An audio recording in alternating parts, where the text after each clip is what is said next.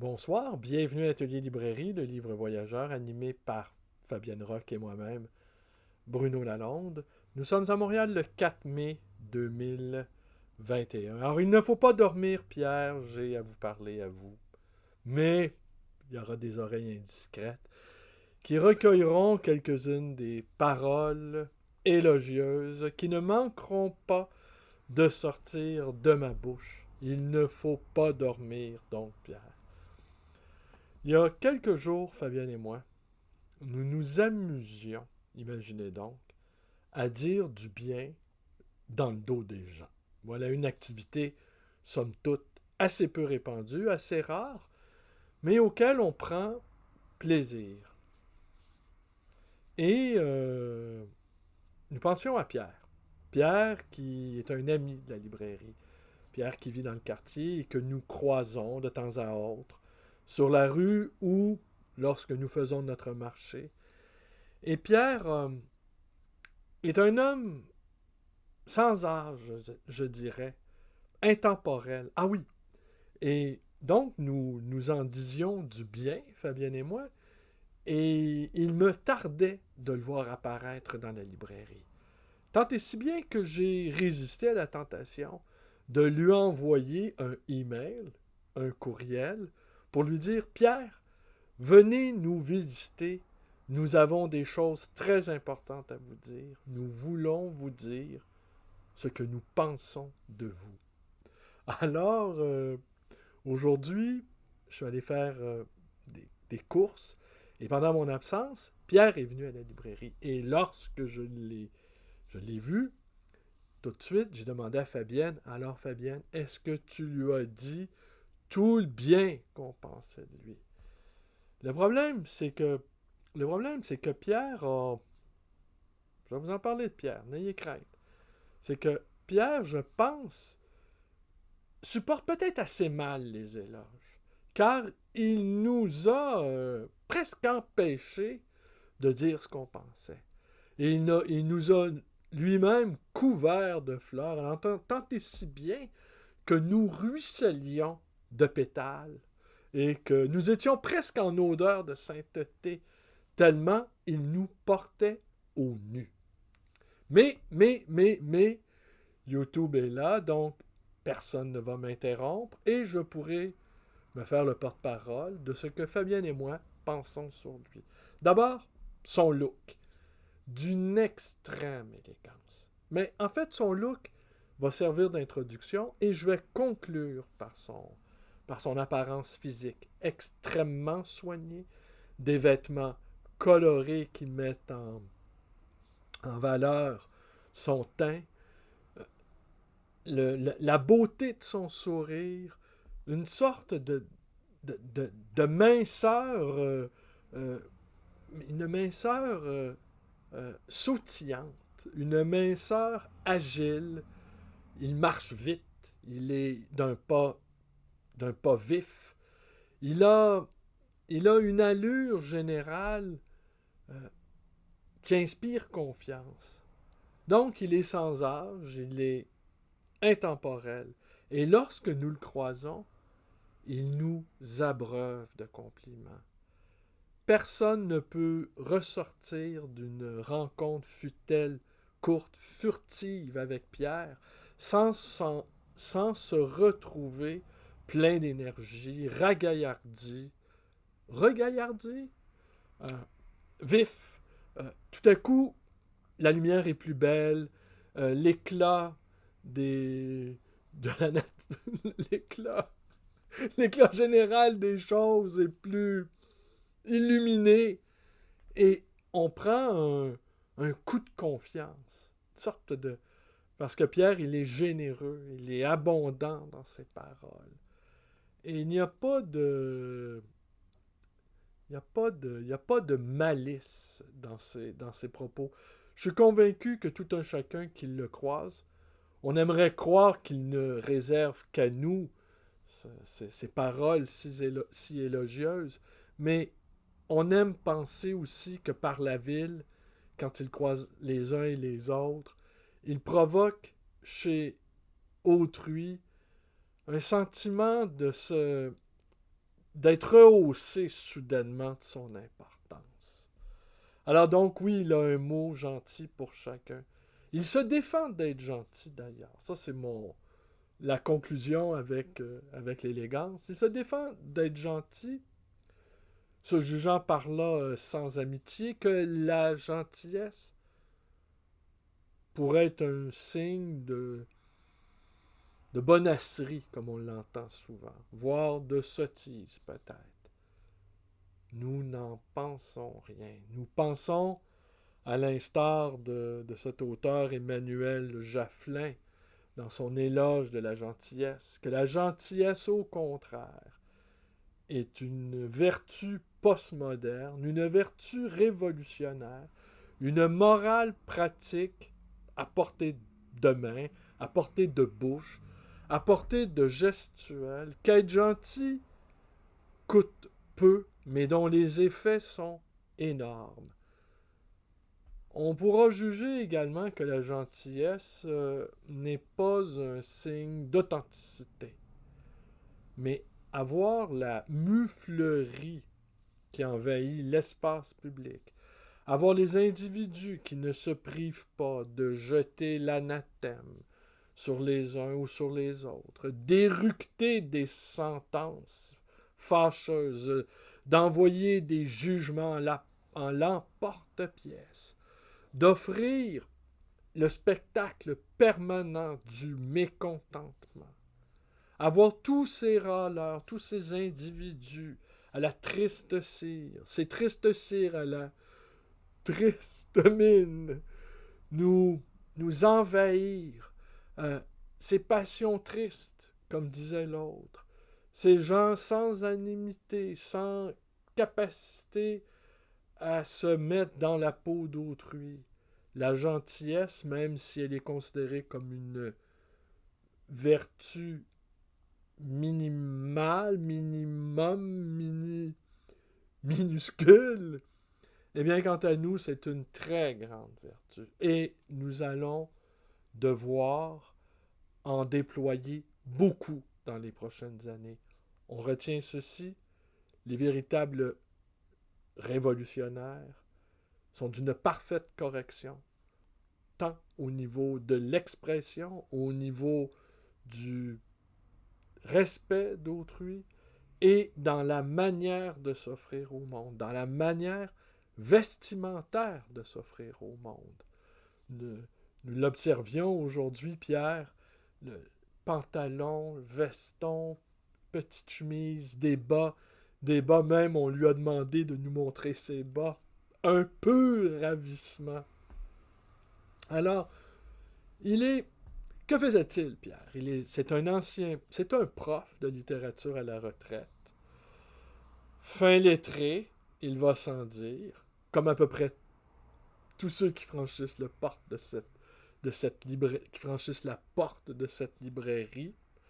C'est un amateur de Huysmans qu'il a lu je ne sais combien de fois. Est-ce le Huysmans d'Arrebourg avec le personnage principal de Des Esseintes, ce sybarite hédoniste, ou encore est-ce le Huysmans de sa conversion, le Huysmans de la trappe?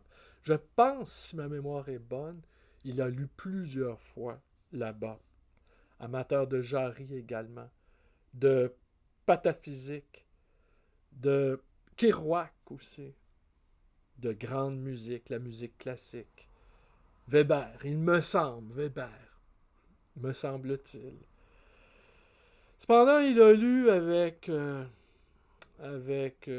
il a été déçu par sa lecture du journal non expurgé de Julien Green. Il s'est dit exaspéré par les nombreuses folichonneries qu'on y trouvait. Julien Green qui passait de la prière aux orgies glauques, qui déambulait la nuit à la recherche de compagnons de hasard, et qui le jour venu, se recueillait devant, devant ces icônes. N'est-ce pas Montaigne, si j'ai recours à mes notes, qui disait, et je pense que Pierre pourrait abonder dans le sens de Montaigne, n'est-ce pas Montaigne qui disait, entre nous, ce sont des choses que j'ai toujours vues de singulier accord, les opinions supercélestes et les mœurs souterraines. Alors là, il ne pourra pas, il ne pourra pas m'interrompre. J'ai dit ce que je pensais.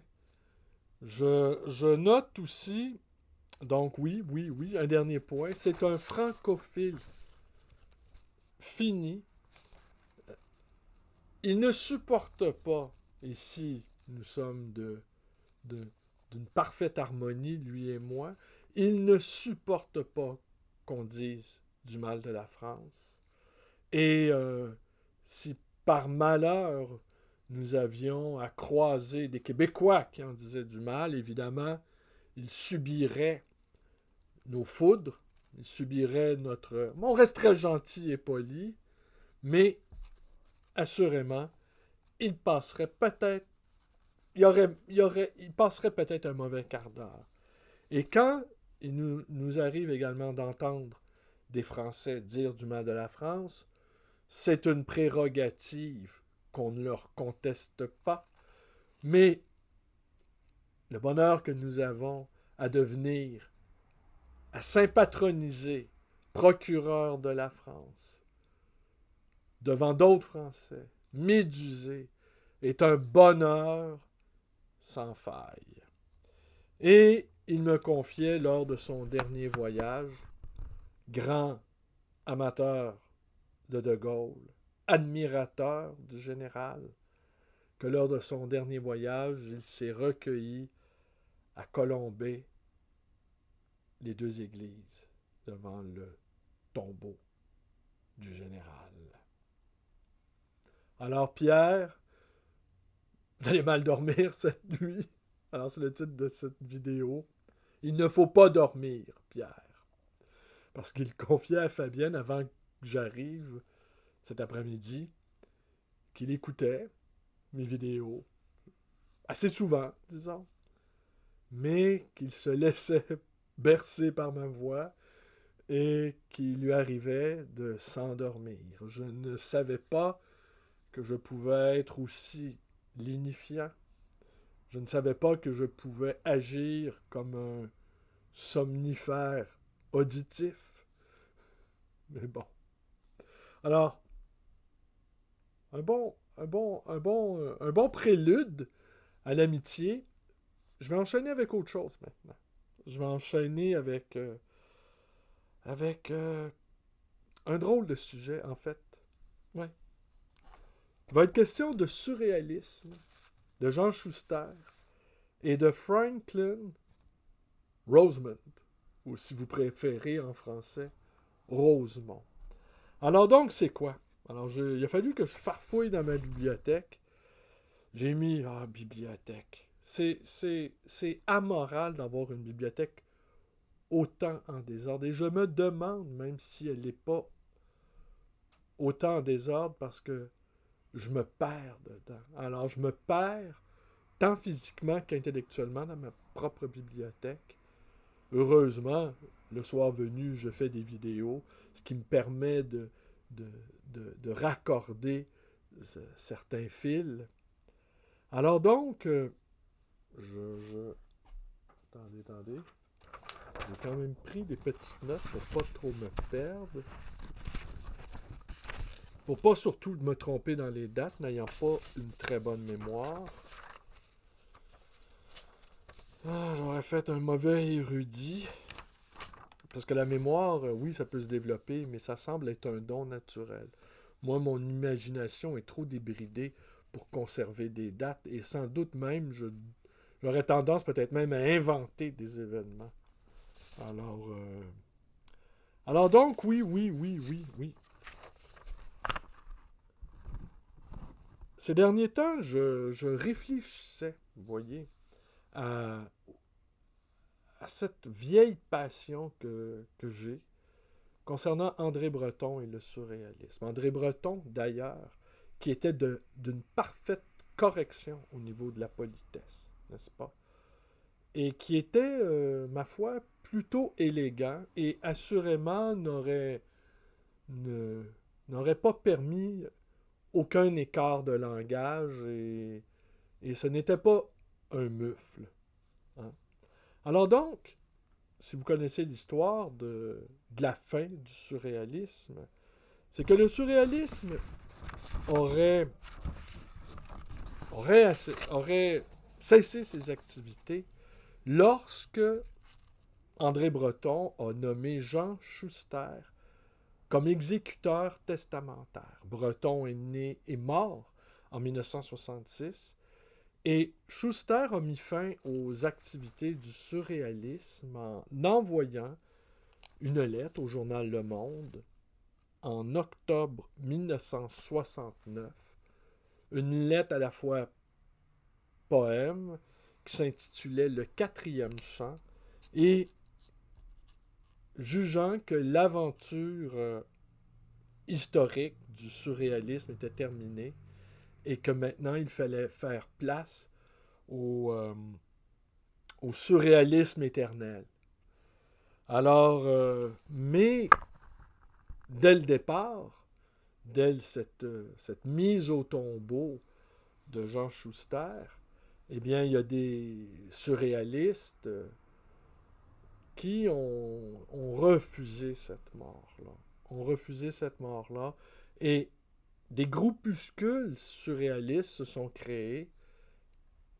Et ces groupuscules surréalistes se sont mis à pulluler à travers le monde. Et aussi étonnant que cela puisse paraître, le surréalisme n'est pas mort. Et je vais enchaîner avec un exemple. C'est là que j'ai farfouillé dans ma bibliothèque. J'ai plusieurs publications de ce groupe surréaliste. Et j'ai réussi fort heureusement à en retrouver quelques-uns que je vais vous montrer avant de vous parler d'eux. Alors ceci. Don Lacoste. Don Lacoste. Surréalisme in 68. Paris, Prague, Chicago. Dream of Arson and Arson of Dream. Publié chez Surrealist Research and Development, Monograph Series, Chicago. Alors, vous voyez. Alors, qu'est-ce qu'on y trouve? Ça a été publié donc en 2008. Ça inclut un texte paru dans l'Archibras. L'Archibras, qui était une des dernières revues surréalistes avec Médiamage, j'ai pas eu la présence d'esprit d'aller les chercher. Ah, ça sera pour une autre fois peut-être. Et on y trouve entre autres Michel Zimbaka, qui est décédé il y a à peine un mois, je pense. Je vais revenir sur Michel Zimbaka parce que j'aurai des choses à vous dire là-dessus prochainement. Et Jean Benoît, incidemment, Jean Benoît. Et ça a paru donc en 2008. Alors, nous sommes loin de... Nous sommes absolument loin de la mise au tombeau par Jean Schuster. Benjamin Paul Blood, The Poetical Alphabet, Introduction by Franklin Rosemont, et encore surréaliste, recherche et développement. Et ça, c'est paru au Black Swan Press, qui ont entre autres, et c'est le second printing, qui ont entre autres édité Bukowski, et de Arsenal, édité par Laurence Ferlinghetti. Et ça, c'est 1972, la première édition. Et la deuxième, donc, 1978. Franklin Rosemont, The Machine Gun, au Surrealist Edition. Et ça a apparu toujours à Chicago en mai 1968. Le first printing, mai 1968, donc la première édition. Et alors, est-ce qu'il y a un lien avec Pierre et les surréalistes? Non. Alors voici.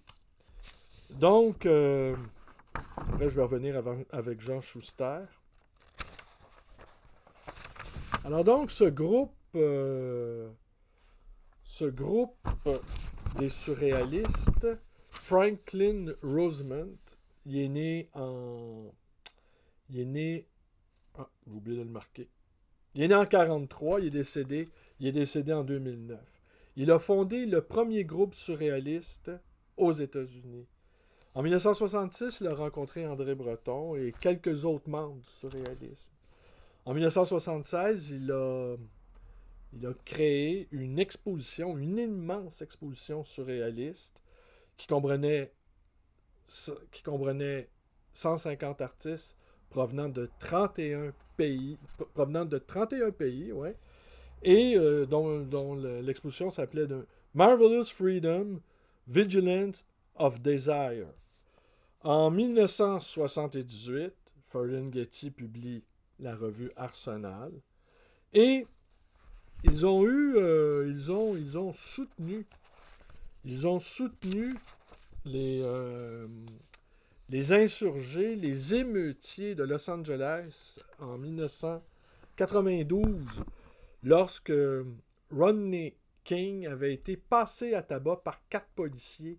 Et déjà, la vidéosurveillance commençait à se mettre en place. Et on avait assisté, si vous vous rappelez, à cette poursuite.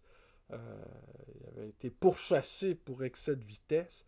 Et enfin, les 4 policiers blancs l'avaient extirpé de sa voiture et l'avaient tabassé. Les policiers avaient été accusés, avaient été acquittés. Et ben, il y a eu 6 jours d'émeute à Los Angeles. 6 jours d'émeute qui ont fait plus de 50 morts, plus de 2000 blessés et 1 milliard de dollars de dommages. Il y a 30 ans, presque. Alors, 50 morts. Alors, c'est sûr ici, c'est sûr aujourd'hui, l'atmosphère, on l'a vu avec George Floyd qui a été assassiné et dont le policier Chauvin a été condamné, en fait, a été reconnu coupable, n'a pas encore reçu sa condamnation. Mais 50, plus de 50 morts, ça vous donne un peu l'idée de l'atmosphère qui pouvait régner à l'époque. Je ne dis pas que c'est bien ce qui se passe, mais si on se replace, et 30 ans, c'est une génération. Et le groupe, les surréalistes de Chicago, parce que c'est comme ça qu'on les appelait, le groupe créé et dirigé entre guillemets, par Franklin Rosemont, et ben avait soutenu donc les émeutiers. Et la particularité du groupe, donc, ce groupe se réclamant de l'anarchisme américain, le mouvement anarchiste lui-même est né aux États-Unis, la poésie comme arme politique et soutenant, il va sans dire, le combat des Afro-Américains victimes de spoliation et de violence en tout genre. Chez les jeunes Afro-Américains, la mort par homicide reste la première cause de mortalité. Alors, pour situer les choses. Et dans les années 90, le début des années 90, c'est l'introduction du crack dans les grandes cités américaines, avec des conséquences, des fusillades à n'en plus finir aux États-Unis et dans d'autres grandes villes. Alors, mais Jean Schuster n'était pas n'était pas qu'un... Comment on peut qualifier ça? Quelqu'un qui met fin à une aventure. C'était aussi un poète, plutôt un bon poète. Breton ne l'avait quand même pas choisi exécuteur testamentaire pour rien. Et il jugeait d'ailleurs que Schuster aurait dû écrire plus. Et il tenait compte beaucoup, beaucoup, beaucoup du point de vue de... Alors oui, et puis comment Schuster a rencontré Breton au début des années 50, de jeune homme, et il avait offert à Breton un poème que Schuster lui-même a jugé plus tard plutôt médiocre, un poème à cet aphoriste Lichtenberg. Hein, vous connaissez Lichtenberg, ouais. Alors peut-être je vais vous lire un tout petit passage.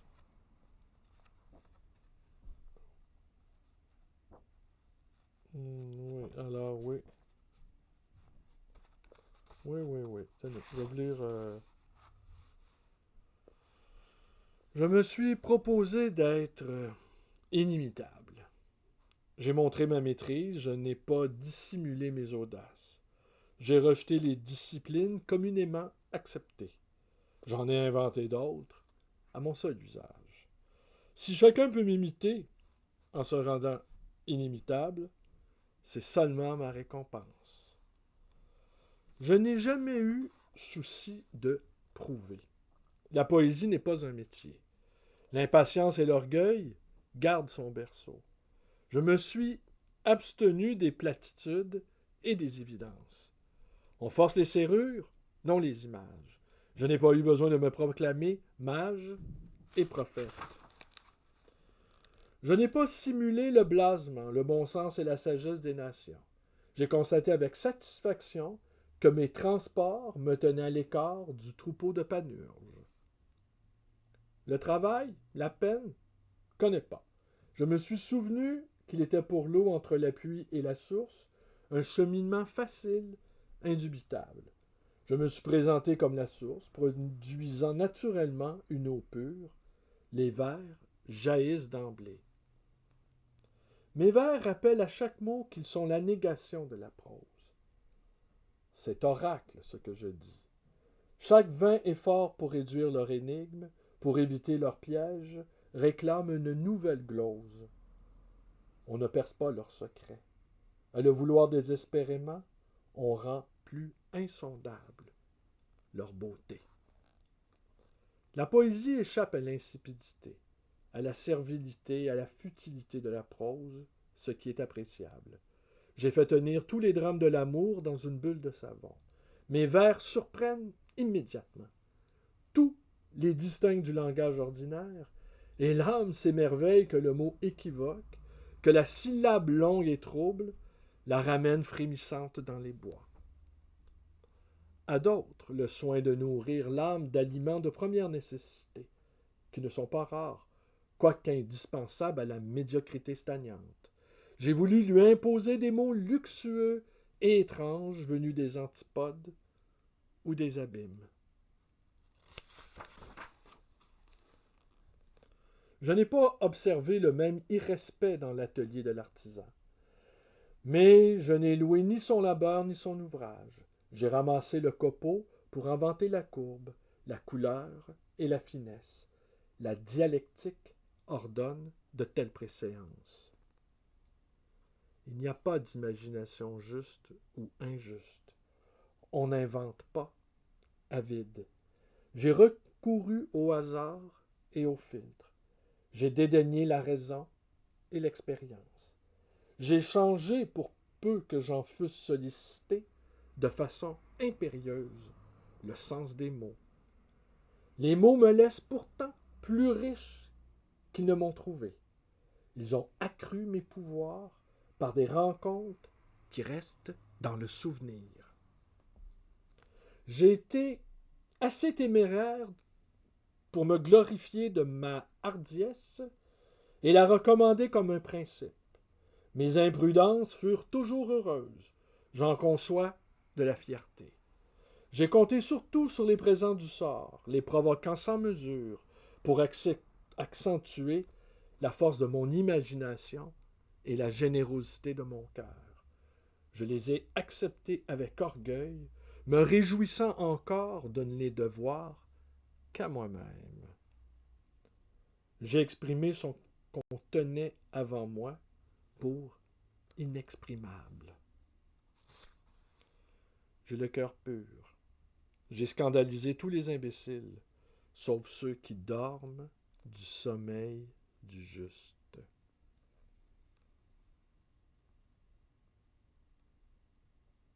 Maintenant, vous pouvez dormir, Pierre. Vous pouvez précisément vous endormir du sommeil du juste.